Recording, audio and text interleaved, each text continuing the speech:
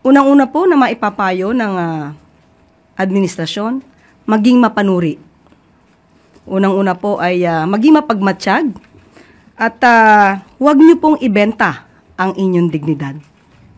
Huwag ibenta ang bansa sa ibang mga bansa na maaaring may interes dito sa ating teritoryo, sa ating soberenya.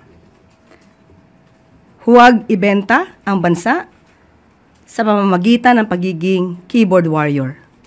At ang tanging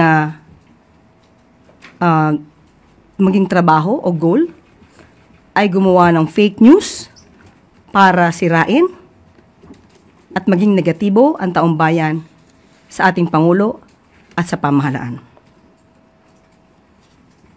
Iwasan po natin hanggat maaari ang makinig, manood ng alam nating na ang content ay puro pagbatikos sa pamahalaan nang walang ebidensya.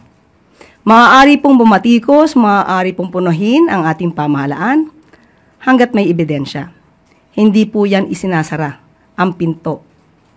Ang pintuan po ng pamahalaan ay hindi naman po hahadlangan ang anumang mga kritisismo hanggat mayroon pong basihan. Ang ingatan lang po natin ay ang mga fake news peddlers. Labanan po natin ang fake news para kayo po ay magkaroon ng magandang desisyon sa Mayo 12.